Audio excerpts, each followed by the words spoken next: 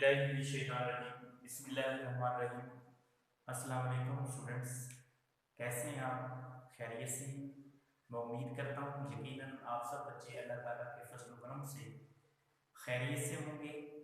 Students, physics FSC part 1 chapter number 7 oscillation, इसका according to smart syllabus last topic हम discuss करने जा रहे हैं।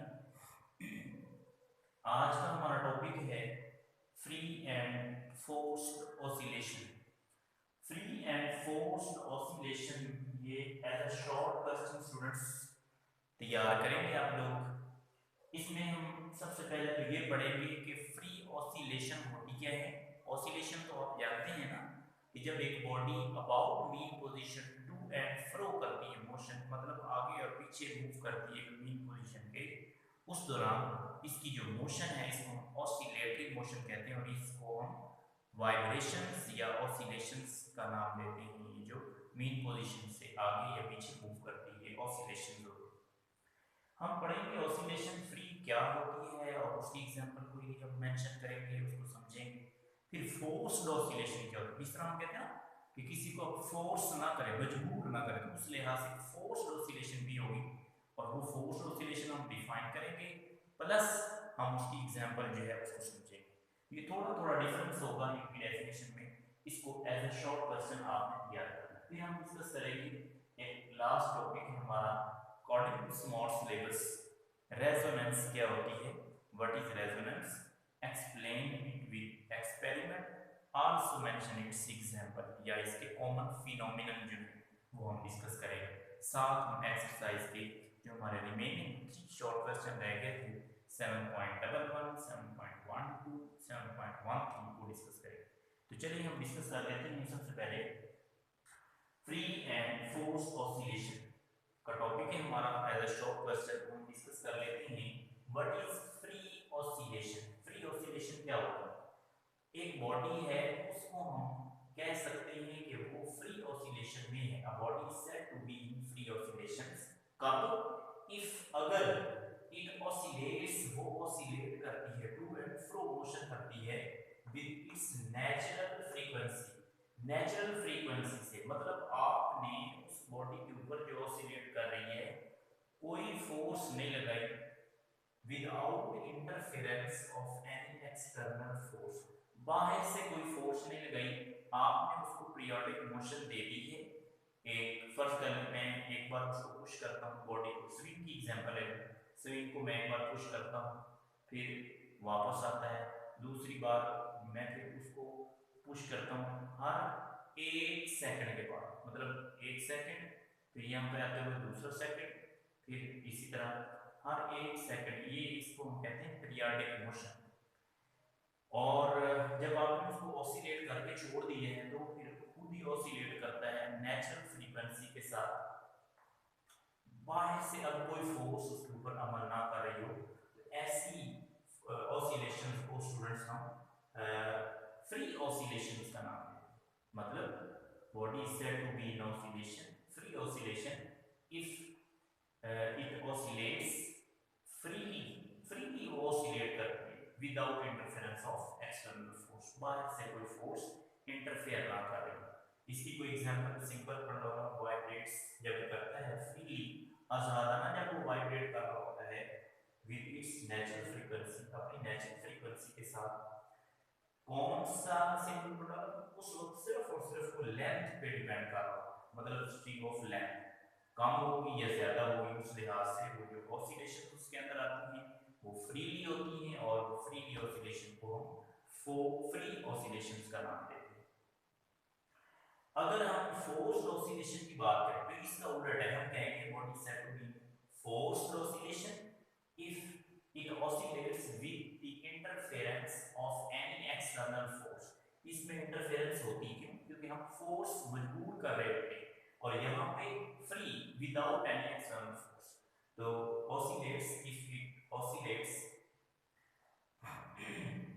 विद एन एक्सटर्नल फोर्स, जब एक बॉडी एक्सटर्नल फोर्स के साथ ऑसिलेट करता है तो इसकी ऑसिलेशन को स्टूडेंट्स हम फोर्स्ड ऑसिलेशन कहते हैं। इसकी कोई एग्जांपल, इसकी एग्जांपल तो हमारे पास मेंशन करते हैं, इसमें mass of vibrating pendulum, अगर आप इसको सब्ट्रैक्ट करते हैं रिपीटेडली, मतलब एक बार उसको पुश किया, फिर दूसरी बार, फिर तीसरी बार, फिर चौथी बार आप उसको पुश कर रहे हैं, स्ट्रक कर रहे हैं, फोर्स लगाई जा रहे हैं, तो वो जो ऑसिलेट करेगा वो हमारी फोर्स की वजह से होगी, इसलिए हम उसको कहेंगे कि वो फोर्स ऑसिलेशन।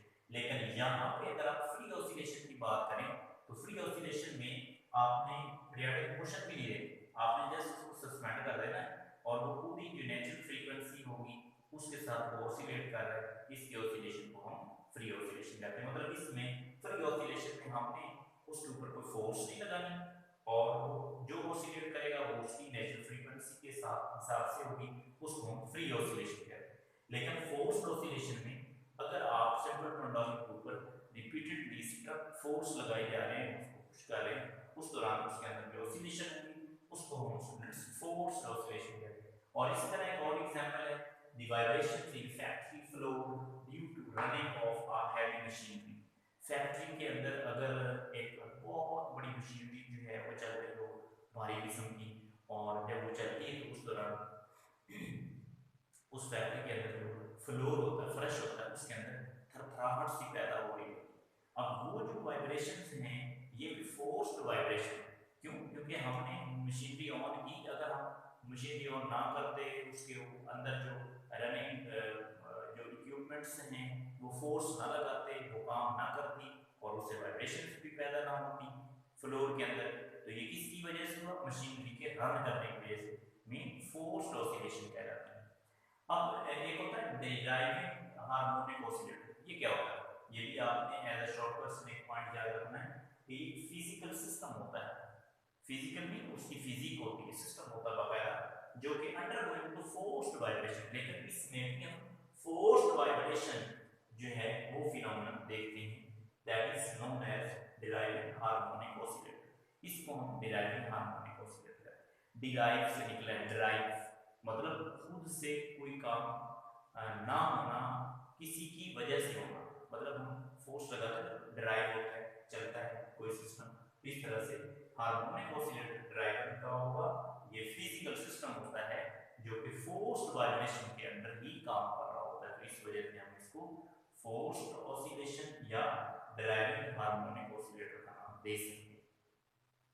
तो ये तो था हमारा शॉर्ट क्वेश्चन। चलिए लॉन्ग क्वेश्चन की तरफ, रेजोनेंस क्या होती है इसको हम डिफाइन कर लेते हैं, उसके बाद इसकी एक्सप्लेनेशन हम समझेंगे डायग्राम से और इसकी एग्जांपल है।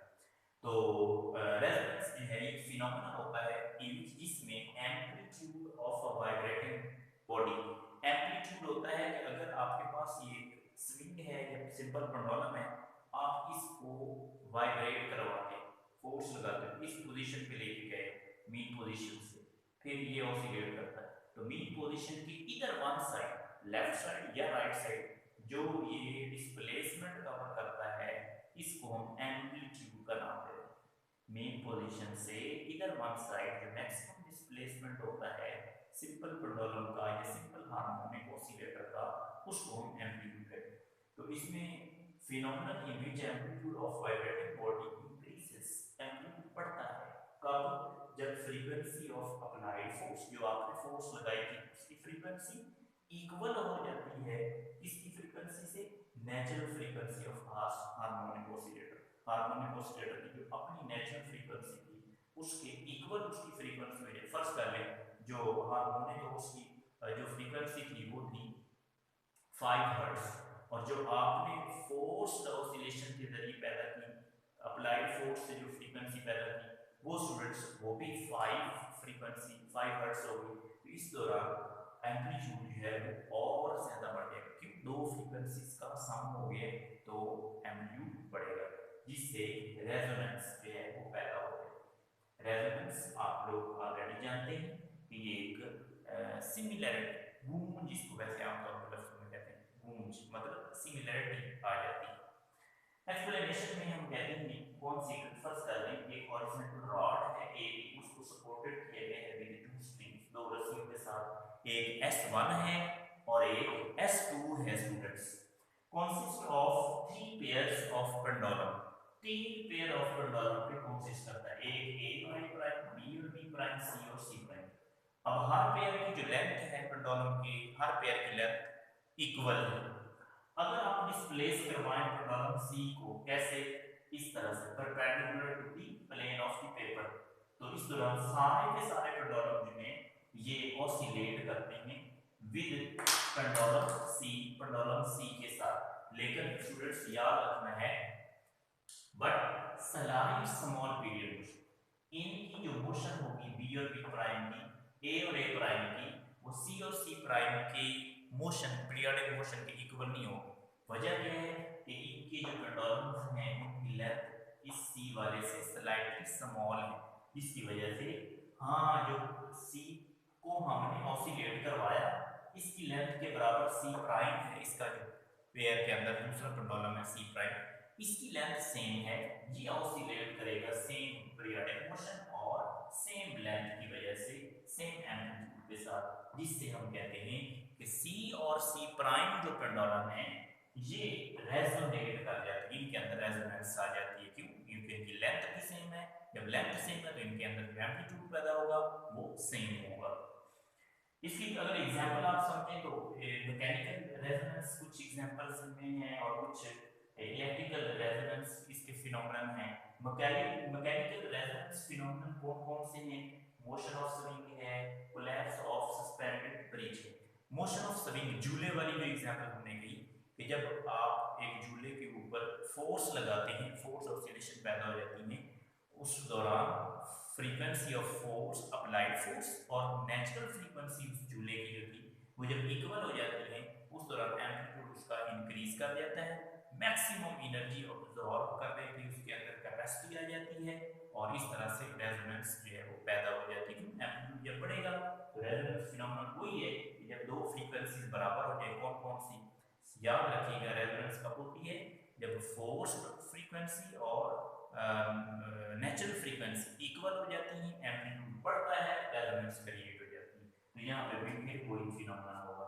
इसके बाद collapse of suspended bridge, suspended एक लटका हुआ ब्रिज हो, मुख्तलिफ कोई भी फिनोमेना किसी भी तरह से आपकी बुक के ऊपर भी राइट टॉप कॉर्नर पे दिखाया हुआ है पेज नंबर 156 के ऊपर, तो वो एक सस्पेंडेड ब्रिज उन्होंने लटकाया हुआ है, उसके ऊपर जो मिलिट्री के लोग हैं आर्मी के, उनका उन्होंने एथनिक मार्च दिखाया हुआ है। एथनिक होता है सेम एक सीक्वेंस के साथ वो अपने फोटो उठाते हैं, रखते हैं, फोटो उठाते हैं। वो कहते हैं अगर इनको ऑर्डर दिया जाए कि ये अपने फुट जो है उनको ब्रेक कर दें, रोक दें, जब वो कर रहे थे उस दौरान, तो उस दौरान उसके अंदर जो नेचुरल फ्रीक्वेंसी है वो और जो फ्री इसकी फ्रीक्वेंसी है वो फोर्स्ड वाली ये इक्वल हो जाएगी। जब इक्वल होगी तो एम्पलीट्यूड बढ़ेगा, एम्पलीट्यूड बढ़ेगा तो वो दूर दूर तक ऑसिलेट करेगा, जिसकी वजह से खतरा होता है कि वो कोलैप्स ही ना कर जाए, गिर ही नहीं जाए, तबाह ही ना हो जाए। इलेक्ट्रिकल रेजोनेंस, ये एग्जांपल जो है इनकी दोनों, ये आपने स्टूडेंट्स एमसीक्यूज के तौर पे भी याद रखनी। बात कहते हैं कि motion of swing is the example of dash resonance, mechanical, electrical, कोई और एक को मेंशन कर देते हैं आपने, स्विंग और कोलैप्स वाली मैकेनिकल रेजोनेंस की एग्जांपल में याद रखना है, और इलेक्ट्रिकल वाली में tuning of a radio and microwave oven. Tuning of a radio जब हम ऑन करते हैं, हमने कोई उसका स्टेशन जो है वो हमने सिलेक्ट करना होता है, हम क्या करते हैं, एक नॉब लगा बड़ा सा बटन रेडियो, उसको हम इस तरह टर्न करते जाते हैं। अब उसकी जो नेचुरल फ्रीक्वेंसी है वो रिजेंबल करती है किसके साथ? जो हम स्टेशन लेना चाहते हैं, फर्स्ट कर ले हम लगाना चाहते हैं 105 FM 105, हम क्या करते हैं, नोब को घुमाते हैं, उसकी फ्रीक्वेंसी जो थी रेडियो की, नोब की, वो हम किसकी इक्वल करें, 105 स्टेशन की। जब वो दोनों इक्वल हो जाती है, रिजेंबल करती है, रेजोनेंस प्रोड्यूस हो जाती है, रेजोनेंस में गूंज पैदा होती है, आवाज आना शुरू हो जाती है, हमारा वो स्टेशन ट्यून हो जाता है। तो इस तरह से ये ट्यूनिंग ऑफ अ रेडियो ये इलेक्ट्रिकल रेजोनेंस की एग्जांपल है। फिर माइक्रोवेव ओवन की अगर आप बात करें तो ये भी इलेक्ट्रिकल रेजोनेंस की एग्जांपल है कि माइक्रोवेव ओवन के अंदर हम क्या करते हैं, कुकिंग ऑफ फूड या हीट दी फूड को हम या गर्म करते हैं या फिर कुक करते हैं, पकाते हैं। तो अगर आप उसमें फर्स्ट कर लें कि कोई चीज़ है उसको आप गर्म करना चाहते हैं, हम रखते हैं, आप मीट की बात कर लें आपकी बुक के ऊपर भी उन्होंने डायग्राम में दिखाया हुआ है। एक प्लेट डिश है, उसके अंदर उन्होंने एक कुछ गोश्त है, आपको शायद नजर भी आ रहा हो वहाँ पे डायग्राम में, वो उन्होंने मीट रखा हुआ है वहाँ पे। जब वो रखते हैं अंदर तो ओवन का काम क्या होता है, ये वेव्स इस तरह माइक्रोवेव ये छोड़ता है। इन माइक्रोवेव्स की जो वेवलेंथ होती है वो 12 सेंटीमीटर होती है, एमसीक्यूज के तौर पे याद रखेंगे। और इनकी जो फ्रीक्वेंसी होती है स्टूडेंट्स वो 2450 हर्ट्ज होती है। माइक्रोवेव ओवन की जो माइक्रोवेव्स होती हैं उनकी वेवलेंथ 12 सेंटीमीटर और फ्रीक्वेंसी 2450 हर्ट्ज होती है, ये आपने याद रखना। अच्छा, जब वो वेव छोड़ता है उस दौरान वहां पे जो फूड आपकी पड़ी होती है अंदर, उसके अंदर वो वेव्स अब्सॉर्ब होती है, जैसे हीट देती है उसको, वो जो उस फूड के अंदर या उस मीट के अंदर वाटर और फैट्स हैं वो उस हीट वाली जो वेव्स हैं उनको अपने अंदर अब्सॉर्ब करते रहते हैं, जिससे उस मीट की फ्रीक्वेंसी मीट की जो हीट एनर्जी है वो बढ़ती जाती है, बढ़ती जाती है। इवन दैट कि वो जो फैट और वाटर था वो उस एनर्जी सारी को अब्सॉर्ब करने के बाद इतनी ज़्यादा उनके पास एनर्जी हो जाती है कि वो जो फूड आपकी थी वो गर्म होना शुरू हो जाती है। इतनी गर्म होती है कि वो आपने वहाँ पर टाइमर लगाया होता है, उस टाइम के बाद वो फिर बीप करता है, अलार्म बजाता है, रेजोनेंस पैदा हो जाती है, जिसकी वजह से जब मूड पैदा होती है तो हम फौरन उसको बाहर निकाल लेते हैं कि हमारी जो खुराक है वो गर्म हो चुकी है। तो इस तरह से ये हमारा जो टॉपिक था आज का, ये resonance important short plus long के तौर पे करेंगे। अनएक्सपेक्टेड लॉन्ग पास का भी आ जाता है, इन डिटेल हमें लिखना होता है। ये तो मैंने आपको यहाँ पे एग्जाम्पल सिर्फ नाम मेंशन करवाए, इन एग्जाम्पल की स्टूडेंट्स आपने एक्सप्लेनेशन दो दो तीन तीन लाइंस हैं, या बुक से भी कर सकते हैं या आपके पास जो हेल्पिंग बुक है वहां से भी कर सकते हैं, और ये लास्ट में करना अगर लॉन्ग में आ जाए। शॉर्ट में आए तो फिर भी आप इसकी एक्सप्लेनेशन लास्ट में करेंगे। चलते हैं हम शॉर्ट क्वेश्चंस की तरफ। 7.11 है, इसके अंदर उन्होंने कहा कि सिंपल हार्मोनिक मोशन जो है ये कंजर्व रहती है, तो हमने कहना है बिल्कुल, हमने लास्ट टाइम पढ़ा था एनर्जी कंजर्वेशन इन एसएचएम, बिल्कुल एनर्जी जो है वो कंजर्व रहती है। ये हिंट मैं दे रहा हूँ, आपने इन डिटेल स्टूडेंट्स याद करना है जो भी आपके पास हेल्पिंग बुक है वहां से, ये सिर्फ मैं आपको हिंट दे रहा हूँ। जी बिल्कुल, टोटल जो एनर्जी है इन एसएचएम के अंदर ये रिमेन्स कांस्टेंट रहती है। एक्सट्रीम पोजीशन की अगर हम बात करें तो हमने लास्ट में पढ़ा था एक्सट्रीम पोजीशन पे जो सारी की सारी एनर्जी होगी ये इसकी पोटेंशियल फॉर्म में होगी, पोटेंशियल एनर्जी की फॉर्म, और मीन पे इसकी जो एनर्जी होगी इन फॉर्म ऑफ काइनेटिक, वो काइनेटिक में होगी, क्योंकि मीन पोजीशन पे पोटेंशियल जीरो होती है, काइनेटिक मैक्सिमम कल हम पढ़ चुके हैं, और एक्सट्रीम पे पोटेंशियल मैक्सिमम होती है, काइनेटिक जीरो होती है। तो जो वहां पे जिस पॉइंट पे जो मैक्सिमम होगी उसी की शक्ल में हमारे पास टोटल काइनेटिक जो टोटल एनर्जी होती है वो भी उसी शक्ल में होती है। लेकिन अगर हम एक्सट्रीम और मीन से हट के बात करें किसी भी इंस्टेंट पे, तो इस दौरान students sum of potential and kinetic दोनों का मजमूआ होगा। एक्सट्रीम पे सिर्फ पोटेंशियल की फॉर्म में होगी टोटल एनर्जी, और मीन पे टोटल एनर्जी सिर्फ काइनेटिक की फॉर्म में होगी। लेकिन अगर आप मीन और एक्सट्रीम से हट के दरमियान में कोई एक इंस्टेंट लेते हैं, कोई पॉइंट लेते हैं, तो वहां पे जो आपकी टोटल एनर्जी होगी वो दोनों एनर्जीज का सम होगा। क्वेश्चन नंबर 7.11 है, इसमें कहते हैं कि common phenomenon of resonance, resonance के कुछ कॉमन फिनोमेनन है वो आप मेंशन करें। तो यहाँ पे रेजोनेंस फिनोमेनन को आप डिफाइन करते हुए इसके ये दो जो कॉमन फिनोमेनन है, मोशन ऑफ स्विंग वाला मैकेनिकल और ट्यूनिंग ऑफ रेडियो इलेक्ट्रिकल, ये दोनों रेजोनेंस आप इन डिटेल लिखें।